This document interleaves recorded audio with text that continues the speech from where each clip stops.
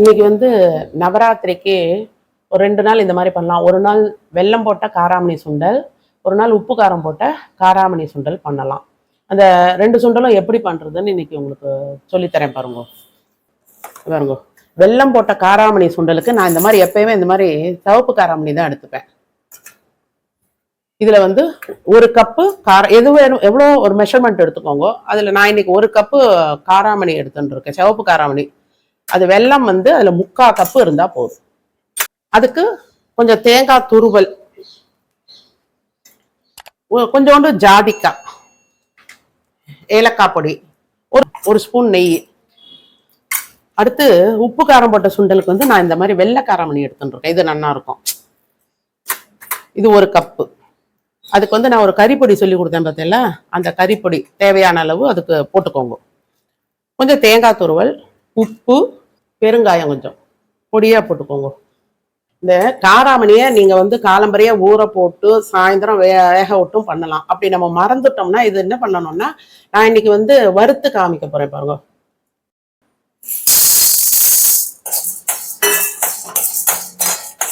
இது மீடியம் ஃப்ளேம்ல வச்சுட்டு வருங்க.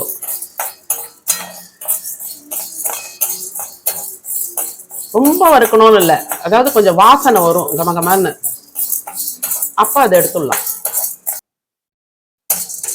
இந்த அளவு, இந்த திட்டம் போதும். 1 2 அப்படியே வடிக்க ஆரம்பிக்கிறது, இந்த வாசனை வர ஆரம்பிச்சுடுது போதும். ஒரு 3 மினிட்ஸ் இருக்கும் நான் வறுத்தது. அடுத்து இந்த வெள்ளை காராமணி உப்பு காரம் போட்ட சுண்டலுக்கு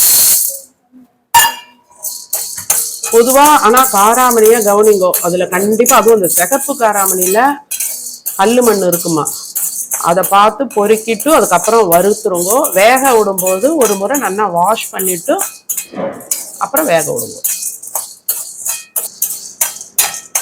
இந்த அளவு நல்லா சூடு வந்துடுத்து, ஒரு லைட்டா ஸ்மெல் வர ஆரம்பிச்சு. ரொம்ப இருக்காதீங்கோ, கலர் மாறிடும்ல. இப்ப இந்த 2த்தையும் நல்லா வாஷ் பண்ணிட்டு குக்கர்ல இதுக்கு 2 உப்பு போட்டு தான் வேக விடணும். அப்பதான் அந்த சுண்டல்ல உப்பு பிடிக்கும். மட்டா துளி உப்பு போட்டு அதுக்கு தக்கனதை போட்டு வேக விடலாம். இப்ப வானலி காஞ்சு எடுத்து இப்ப சுண்டலை வதக்க போறேன் நான். இதுக்கு கொஞ்சம் தேங்காய் எண்ணெய் 1 ஸ்பூன் விட்டுக்கோங்க. கடுகு, ஒரே வாசனைக்காக இந்த மிளகா வத்தல், அரை உளுந்து இருந்தா போடுங்க. பெருங்காய பொடி, கருவேப்பிலை, வேக வச்சு எடுத்திருக்கேன் பாருங்க. உப்பு மட்டா போட்டு வேக வச்சு எடுத்திருக்கேன். இது நல்லா 6-7 சவுண்டு நான் விட்டேன், அப்பதான் வெந்தது. நீங்க ஊற வச்சு பண்ணீங்கன்னா 3 சவுண்டு விட்டா கூட போதும். நம்ம வறுத்துட்டு பண்ணதால ஒவ்வொரு பயிர் அதுல வந்து நரி பயிர்ன்னு சொல்லுவா, அந்த மாதிரி 1 2 அப்படியே இருந்தது. அதனால நான் ஒரு 6 சவுண்டே விட்டுட்டேன். ஆல்ரெடி கொஞ்சம் உப்பு போட்டு நம்ம வேக வச்சிருக்கோம். அதனால இந்த மேல் போடுறோம் இல்லையா, பொடியும் தேங்காய் எல்லாம் போடுறதுக்காக மேலாக சும்மா ஒரு சிட்டிக்க உப்பு தான் போட்டிருக்கேன். இந்த அளவுக்கு உங்களுக்கு எவ்வளவு வேணுமோ அதை பார்த்து போட்டுக்கோங்க.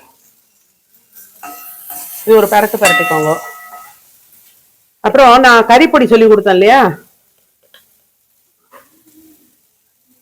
அதை ஒரு அரை ஸ்பூன் திட்டத்துக்கு போட்டுக்கோங்க. அதுக்கு ஒரு குட்டி கப்பில் தானே பண்ணியிருக்கேன் அன்னைக்கு, அதனால ஒரு அரை ஸ்பூன் திட்டத்துக்கு பண்ணிக்கோங்க.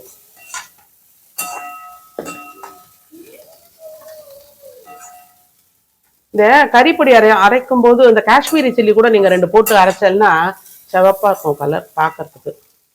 அப்புறம் தேங்காய் துருவல், அவ்வளவுதாம்மா, ரெடி ஆயிடுத்து பார். இதை இறக்க வேண்டியதுதான். இப்போ ஸ்வீட் சுண்டல் எப்படி பண்றதுன்னு சொல்றேன். இந்த பார், வெள்ளத்தை போட்டு ஒரு சொட்டு தான், ஒரு டிராப் தான் நான் ஜலத்தையே விட்டுருக்கேன். ரொம்ப விடாதீங்க, பாயசமா போயிடும்.